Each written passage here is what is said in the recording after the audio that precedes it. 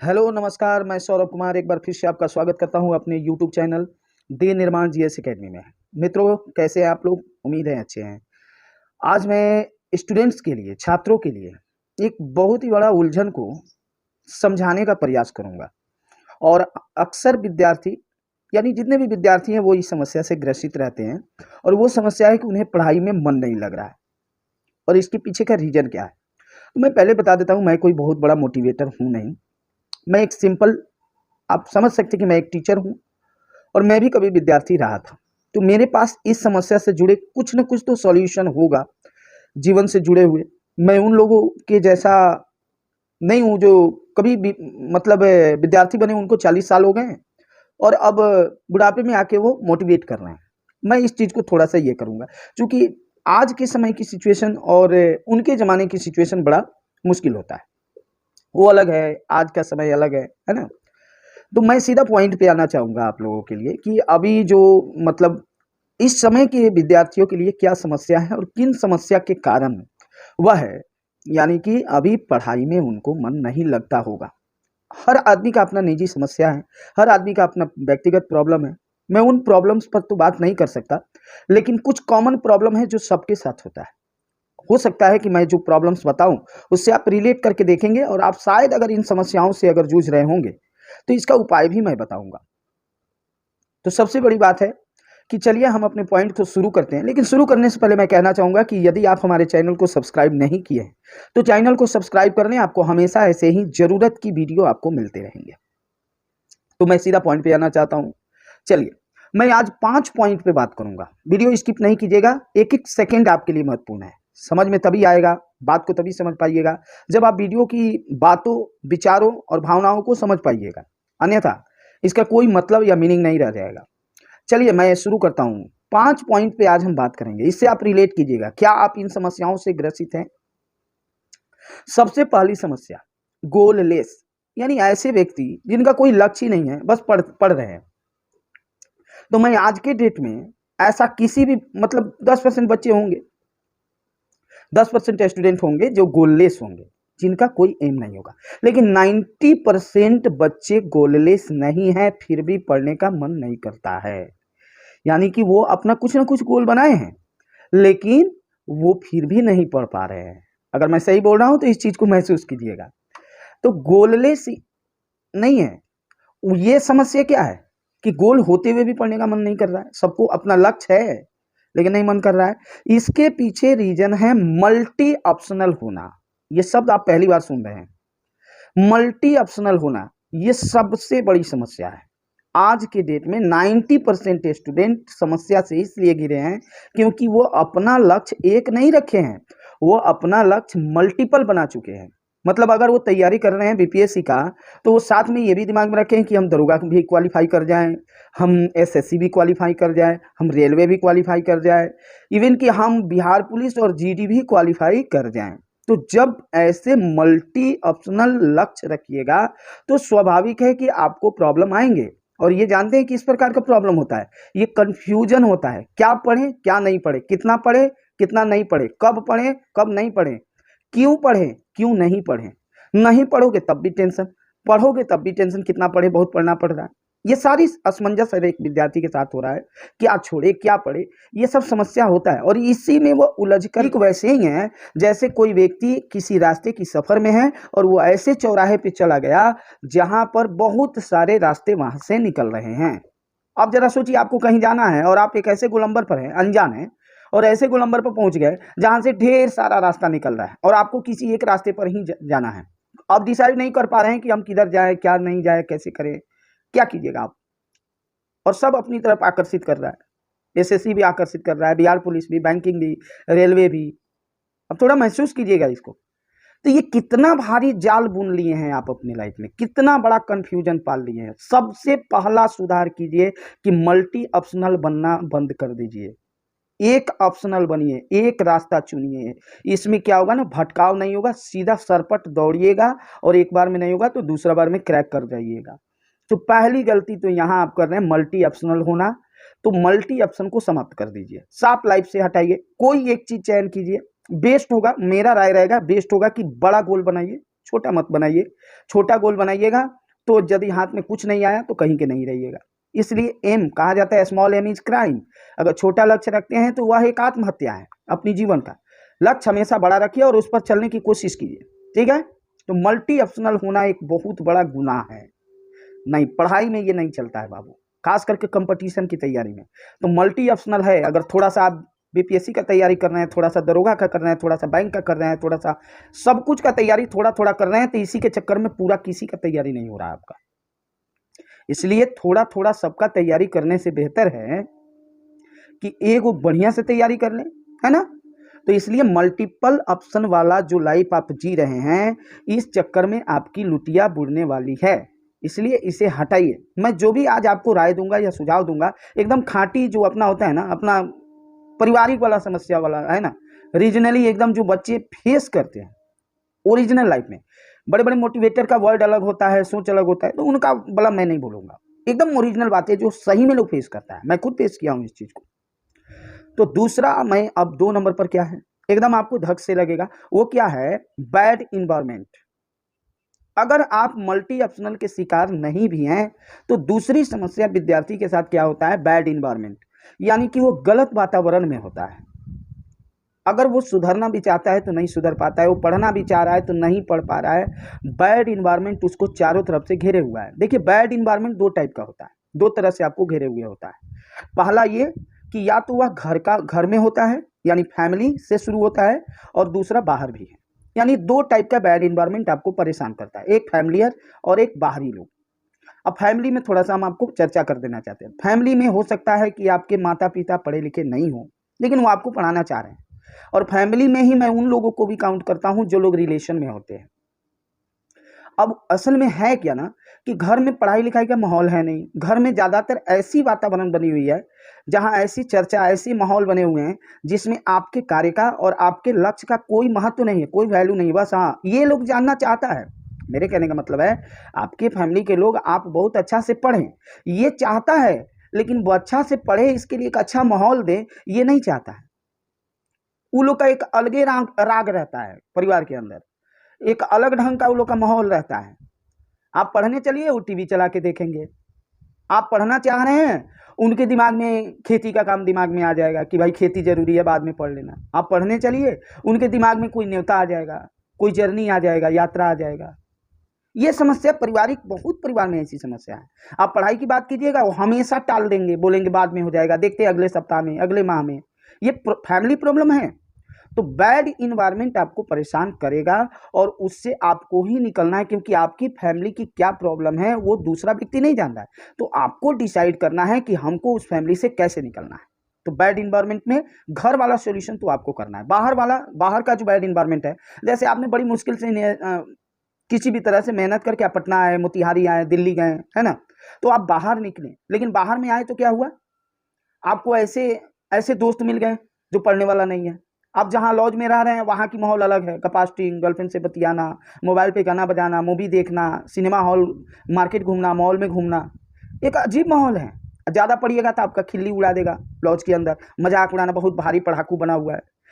तो बाहरी लोग भी आपको परेशान कर रहे हैं और घर के अंदर भी। तो ये एक बैड इन्वायरमेंट है। इस बैड इन्वायरमेंट का सामना आपको बहुत मुश्किल से करना पड़ेगा। देखिए, आप भाग के नहीं जा सकते, ना तो आप फैमिली छोड़ सकते हैं और ना ही आप अब आ गए हैं तो जगह त्याग सकते हैं। बाहर वाला के लिए तो आप रूम छोड़ दीजिए, वहाँ से हट जाइए उन लोगों से। अगर ज़्यादा तंग करता है तो अपना रूम बंद करके पढ़ाई कीजिए, सबसे बढ़िया इलाज है। उन लोग से बातचीत ही नहीं कीजिए, 10 दिन 20 दिन 25 दिन बात नहीं कीजिएगा, उन लोग समझ जाएगा कि नहीं ये अलग हिसाब का लड़का है, चाहे इससे हमको ज़्यादा ये करने की जरूरत नहीं है ना। तो बाहर वाला का तो इलाज थोड़ा आसान है, लेकिन घर वाले का इलाज यही है कि घर वाले यदि ऐसा करते हैं तो उन्हें प्यार से समझाइए, उसे हैंडल कीजिए। वो ज़्यादा दिन अगर ऐसे रह गया तो आपकी पूरी लाइफ खा जाएगा लोग, बाद में आप ही के ऊपर ये बोलना शुरू करेगा कि ये पढ़ने वाला नहीं था, है ना। तो बैड इन्वायरमेंट सबसे बड़ी प्रॉब्लम है। अगला है 3 नंबर पर, मुझे लगता है ये लगभग 90% बच्चों में पाया जाता है। तो बहानेबाजी करने वाले लोगों की ये खास पहचान होता है। शौक रखेंगे बड़े बड़े, बात करेंगे, बात तो ऐसे करेंगे जैसा सोचिए नहीं। और इनका जो सोच होता है, ये काफ़ी हर चीज़ में नेगेटिव सोचते हैं। वो सोचते हैं कि जब भी कोई बात बताइएगा, ये तैयारी करना है या ऐसे पढ़ना है या यह काम कर लो, तो उसमें कुछ ना कुछ वो नेगेटिव निकाल ही देंगे। हाँ ये तो है, लेकिन लगा देंगे। ये समस्या है। लेकिन वो मतलब उस काम के अंदर इतनी बड़ी पॉजिटिव पहाड़ जैसा उपलब्धि दिखाई देगा, लेकिन वो उपलब्धि नहीं दिखाई देगा, उसमें आने वाली छोटी सी समस्या उसको दिखाई देगा कि इसमें समस्या आ जाएगी, इसमें ये तो टेंशन है, इसका ये कमी है, वो दिखाई देगा। ऐसे लोगों से क्या कीजिए, है ना, ऐसे लोगों से दूर रहिए। और इनका एक और बहुत बड़ा ये है, मैं तो बहानेबाज की बात कर रहा था, अब एक आलसी लोग भी होता है। आलसी लोगों का 3 गुण है। उन्हें क्या होगा ना, नींद ज्यादा आएगा, है ना, भूख ज्यादा लगेगा, और वो मस्ती जीवन में ज्यादा करना चाहते हैं, वो मस्ती जीवन में ज्यादा करना चाहते हैं। तो ये सब गुण अगर हैं तो प्लीज इसको सुधारिए, सही होइए, नहीं तो आपकी लाइफ स्पॉइल होने वाली है। ये सब चीजें अगर आपके अंदर है तो इसका नुकसान आपको होने वाला है ना। अब देखिए, मैं अभी नेगेटिविटी की बात कर रहा था कि कुछ लोग नेगेटिविटी देखते हैं। कौन लोग? बहानेबाज और आलसी, है ना। तो नेगेटिविटी देखते हैं तो ये लोग क्या करेंगे ना, ये नेगेटिविटी क्या देखते हैं कि इनकी सोच ऐसी होती है कि गन्ने में ये मिर्च का गुण खोजने जाते हैं, लाल मिर्च का। अच्छा ये गन्ना है तो ये तीखा क्यों नहीं है, मीठा क्यों है? अरे पागल, वो गन्ना है इसलिए वो मीठा है, और मीठा है इसलिए वो गन्ना है। और लाल मिर्च में ये गन्ने की टेस्ट खोजने जाएंगे। अच्छा ये लाल मिर्च है, तीखा क्यों है, मीठा क्यों नहीं है? ये उनका अपना एक अलग ढंग का सोच है, बिन बेहुदा टाइप का एक्सक्यूज लगाएंगे, है ना। आप सोचिए, हर चीज की अपनी स्वाद है, हर चीज की अपनी टेस्ट है, अपनी खूबसूरती है। देखिए, जहां गन्ने की जरूरत है, जहां गन्ना का महत्व, मैं एक एग्जांपल बता रहा हूं, वहां गन्ना अपनी जगह महत्वपूर्ण है और मिर्च अपनी जगह महत्वपूर्ण है। इसी तरह से जीवन में हर काम है, सारे काम का अपना अपना महत्व है, और उस काम को करने चलिएगा तो उस काम में आने वाली अपनी अपनी समस्या है, बाधाएं हैं, टफनेस है। तो पढ़ाई भी एक ऐसी चीज है जिसमें ढेर सारे चीजों के लिए लक्ष्य रखिएगा तो उसमें हर लक्ष्य के लिए एक अपना उसका टफनेस है, उसका अपना एक सफर है, उसके लिए अपना एक समस्या आएगा आपके साथ, एक मेहनत की डिमांड होती है, और वह डिमांड आपको पूर्ति करना पड़ेगा। बात समझ गए? तो इसलिए इन चीजों को समझना है। तो तीसरा जो मैंने बताया कि कामचोरी, अगर ये है तब तो आपको भगवान ही बचा सकते हैं, और कोई उपाय नहीं है। कामचोरी है, मेहनती नहीं है, आपको रोज बहाना मारते हैं कि कल कर लेंगे, परसों कर लेंगे, तब तो आपको बहुत सुधार करने की जरूरत है। चौथा रीजन है, वो है दृढ़ इच्छा शक्ति। देखिए, मान लेते हैं आप एक लक्ष्य वाले व्यक्ति हैं, आपका घर में इन्वायरमेंट बहुत अच्छा है, आप मेहनती भी है, लेकिन आप जो करना चाहते हैं उसके लिए कितना समर्पित है आप? क्या सच में उसे पाना ही चाहते हैं या ट्रायल करना चाहते हैं? कितना पाने के लिए किस हद तक जा सकते हैं, ये बहुत मायने लगता है। इसी को कहते हैं दृढ़ इच्छा शक्ति, कि किसी चीज को पाने की वो कौन सी सीमा को आप पार कर सकते हैं। ये जब तक आपके अंदर नहीं आएगा दृढ़ इच्छा शक्ति, तब तक आप अपने जीवन में कभी भी अचीवमेंट हासिल नहीं कर सकते। इसलिए दृढ़ इच्छा शक्ति का होना बहुत जरूरी है। चलिए मैं आपको एक छोटा सा यहाँ पर एक इवेंट मतलब क्लिप सुनाना चाहता हूँ। एक लड़का, चूंकि मैं पढ़ाता हूँ, तो बहुत दिन पहले एक लड़का हमको हमारे यहाँ आया था, बड़ा फ्रैंक हो गया था वो। तो उसने किसी बात पे मुझसे बोला कि सर हम इसको पाने के लिए किसी भी हद तक जा सकते हैं। और मैं आपको ओपनली बता दे रहा हूँ, उसकी मोबाइल ऐसे ही चला रहा था तो मैंने फोटो देखा, तो एक लड़की का फोटो था उसके मोबाइल में। मैंने पूछा ये कौन है? तो बोली कि सर ये मेरी मतलब गर्लफ्रेंड है।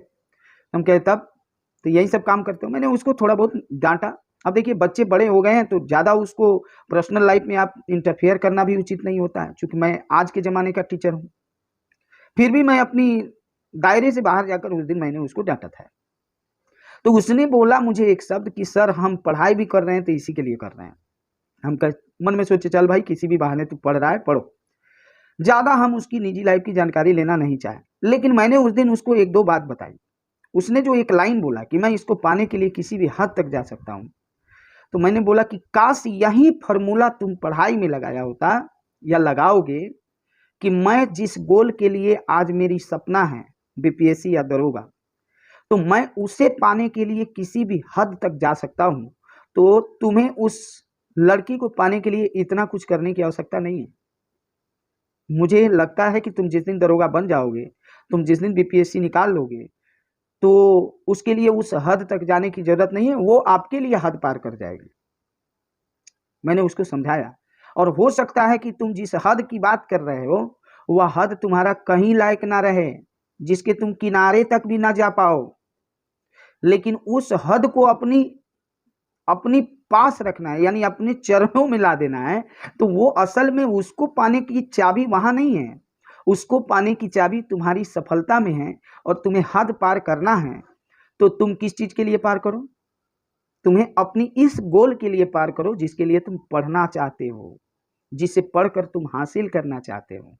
तो ये दृढ़ इच्छा शक्ति, देखिए जब भी आप कोई चीज की तैयारी करने चलते हैं तो स्वाभाविक है उसके साथ समस्या आएगा। एक छोटा सा चीज, यानी कि अगर आप ग्रुप डी का तैयारी करना चाहते हैं, होमगार्ड का तैयारी करना चाहते हैं, तो उसमें भी उतना ही समस्या आ रहा है जितना कि एक दरोगा की तैयारी करने वाले का।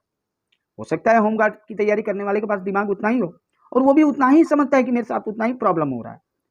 तो मेरे कहने का मतलब ये नहीं है कि दोनों सेम है, लेकिन मैं दोनों की टफनेस को बता रहा हूं कि एक व्यक्ति कैसे महसूस कर सकता है।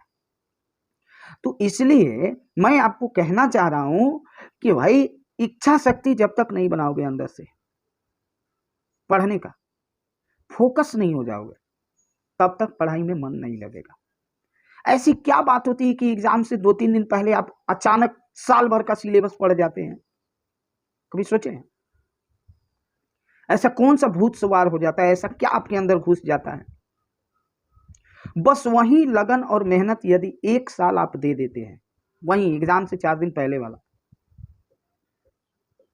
तो कोई माई का लाल है जो आपको सफल होने से रोक सके, या कोई ऐसा एग्जाम है जिसे आप क्रैक ना कर पाए?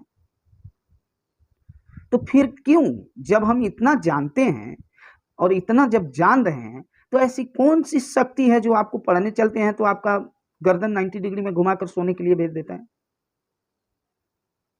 ऐसा क्या है जो मति फेर देता है, आपका मन फिर जाता है और आप पढ़ने नहीं लगते हैं? वो जानते हैं क्या है? वही लापरवाही, आलस्य, मल्टीपल ऑप्शन, ये नहीं कि होगा तो वो कर लेंगे, वो नहीं होगा तो वो कर लेंगे। ये समस्या से बाहर निकलिए, इन सभी चीजों में सुधार कीजिए। तो दृढ़ इच्छा शक्ति बहुत जरूरी है। किसी पाने की उस हद तक जाना, ये जब तक नहीं बनाइएगा तब तक आपको नहीं मिलने वाला, इतनी आसानी से नहीं मिलता है कोई चीज। और लास्ट है त्याग, जो मैं हर वीडियो में बोलता हूं। देखिए, जीवन में कुछ ना कुछ पाना चाहते हैं ना, तो उस पाने के रास्ते में बहुत सारी छोटी मोटी चीजें जो आपको लुभाती है, उसका त्याग करना होगा। हम ये नहीं कह रहे हैं कि उसका उसका फायदा नहीं है, या वो चीज आपको आपको थोड़ी देर के लिए खुश रख सकता है। इन छोटी मोटी चीजों को आपको त्याग करना पड़ेगा। हो सकता है वो छोटी सी चीज आपके जीवन के लिए बड़ा अहमियत हो, लेकिन आपको उसका त्याग करना पड़ेगा। जैसे बेवजह का मोबाइल पर इस्तेमाल करना, बेवजह का, मैं यूज करने की बात नहीं, यूज कीजिए, मिसयूज ना कीजिए। उसके बाद में जैसे मैं कुछ गलत आदतों के बारे में बताता हूं, जैसे छोटी मोटी सुखों का त्याग कीजिए, है ना। दोस्तों का वह थोड़ा सा त्याग कीजिए, दोस्तों की त्याग बहुत जरूरी है। वैसे दोस्त जो आपको फंसा कर बिना मतलब के आपके आजू बाजू में वो अपना इंजॉय करते, ये स्वाभाविक है, वो पार्टी करेंगे, नाचेंगे डीजे पर, नागिन डांस करेंगे, और आप पढ़िएगा तो आपको दुख होगा कि हाँ वो क्यों नाच रहा है, क्यों खा रहा है, उसका लाइफ कैसे कटेगा, हम ये पागल हैं जो आकर के किताब पढ़ रहे हैं। तो वैसे लोगों का त्याग आपको करना होगा, है ना। और ये सभी चीजों से, छोटी मोटी चीजों से आपको हटना होगा, त्याग करना होगा। 1 साल के लिए आप त्याग करके देखिए, 1 साल में आपको इसका बेनिफिट नजर आएगा। तो मैं ये जो 5 चीजें आपको बताया, मल्टीपल ऑप्शनल होना ये समस्या है, इससे बाहर निकलिए, सिंगल ऑप्शन बनाइए, बैड इन्वायरमेंट, कामचोर यानी अनलेबोरियस बनना, और दृढ़ इच्छा शक्ति की आवश्यकता है, उसे लाइए अपने अंदर और त्याग कीजिए। सबसे पहले जो मैंने छोटी छोटी खुशियों का मैंने बोला था कि उसे त्याग कर दीजिए, जिससे क्षणिक सुख होता है, उन टाइम को आप पढ़ने में लगाइए, उस समय को आप अपने काम में लगाइए, आप अपने गोल को पाने में लगाइए। देखिए आपके जीवन में बहुत सुधार हो जाएगा, पढ़ाई करने में मन भी लगेगा, कॉन्फिडेंस भी आएगा। उम्मीद है आपको मेरी बातें समझ में आया होगा, अच्छा लगा होगा। चूंकि मैं आपको एकदम प्रोफेशनल अंदाज में तो नहीं, घरेलू अंदाज में मैंने आपको समझाया है। अगर अच्छा लगा तो मेरे चैनल को सब्सक्राइब, शेयर और कमेंट जरूर कीजिएगा। Thank you.